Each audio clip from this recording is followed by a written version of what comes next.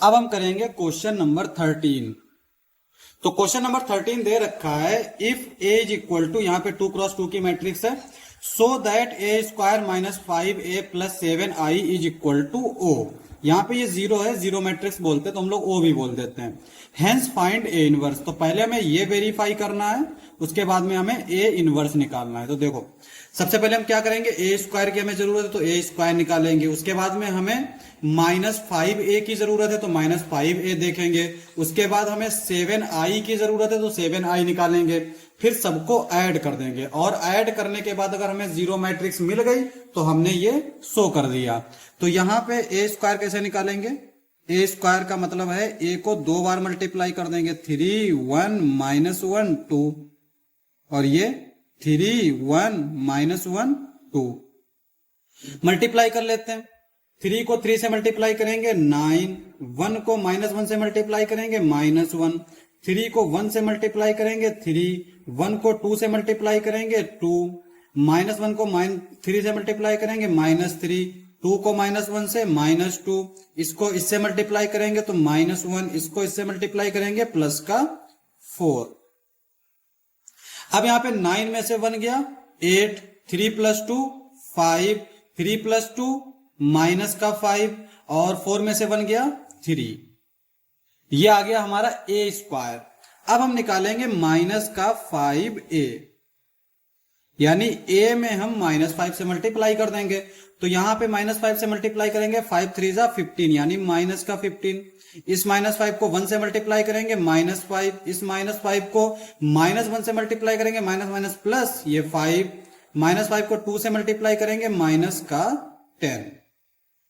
फिर चाहिए हमें 7i, तो 7i क्या होगा, i हमारा चूंकि यहां पे मैट्रिक्स के हिसाब से हम लोग आइडेंटिटी जो है लिखते हैं, यहां पे ये 2x2 की मैट्रिक्स है, इसका मतलब 2x2 की आइडेंटिटी मैट्रिक्स होगी। आइडेंटिटी मैट्रिक्स में यहां पे डायगोनल पे 1 1 होगा 0 0, 7 से मल्टीप्लाई कर देंगे तो ये 7 0 0 7, ये आ गया। अब इन तीनों को हम जोड़ देंगे, यानी a square plus -5a plus 7i is equal to a square जो हमारा आया है वो है 8 5 -5 3 प्लस, और ये आ गया -15 -5 5 -10 प्लस 7 0 0 7। ठीक है, अब मैट्रिक्स को हम लोग कंपोनेंट वाइज ऐड या सब्ट्रैक्ट करते हैं। तो यहां पे इसको ऐड करेंगे, इसको इससे ऐड करेंगे, तो यहां पे 8 और 7 कितना हो जाएगा, 7 7 14 15, और 15 में से 15 गया 0। उसके बाद में यहां पर देखो ये 5 है, 5 में से 5 गया 0, 0 में 0 ऐड करेंगे 0। इस तरह से यहां पे ये 5 है, 5 में से 5 गया 0, और 0 में 0 ऐड करेंगे 0। ये 3 है, ये 7 है, 7 + 3 10, 10 में से 10 गया 0। तो यहां पे ये हमारा 0 0 आया, इसी को बोलते हैं जीरो मैट्रिक्स। तो ये आ गया हमारा 0, तो इसका मतलब ये प्रूफ हो गया हमारा। ठीक है, अब चूंकि ये प्रूफ हो गया है तो इसका मतलब इसका हम इस्तेमाल कर सकते हैं, 5a plus 7i is equal to 0, ये हमारा प्रूफ हो चुका है। तो इसका हम इस्तेमाल कैसे करेंगे, ए इनवर्स निकालने में हम क्या करेंगे, multiply by A inverse. A inverse से हम मल्टीप्लाई कर देंगे, तो यहां पे जब हम ए इनवर्स से मल्टीप्लाई करेंगे तो एक हटा जाएगा, दो ए स्क्वायर है ना, ए स्क्वायर में अगर हम ए इनवर्स से मल्टीप्लाई करेंगे तो एक ए बचेगा। मल्टीप्लिकेशन में पावर जुड़ जाती है, 2 में से 1 जाएगा 1 बचेगा। यहां पे 5a है, ये ए इनवर्स है, तो जब मल्टीप्लाई करेंगे तो क्या आ जाएगा, आइडेंटिटी आ जाएगी प्लस 7। यहां पे i ही था, ए इनवर्स को अगर हम i से मल्टीप्लाई करेंगे तो आइडेंटिटी को हम किसी से मैट्रिक्स से भी मल्टीप्लाई करें हमारी मैट्रिक्स ही आती है।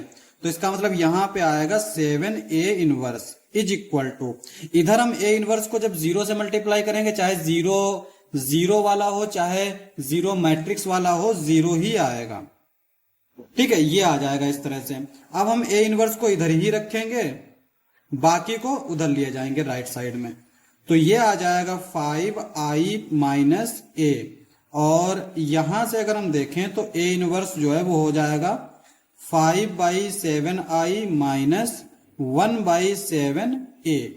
ठीक है, अब हम यहां पे क्या करेंगे, आई की वैल्यू तो हमें पता ही है 1,1 मतलब 1001, तो उसमें जब हम मल्टीप्लाई कर देंगे तो इधर जो है हम थोड़ा शॉर्ट में लिख रहे हैं, डायरेक्ट मल्टीप्लाई कर रहे हैं, तो जहां पे 1 था वहां पे 5/7 हो जाएगा। 5/7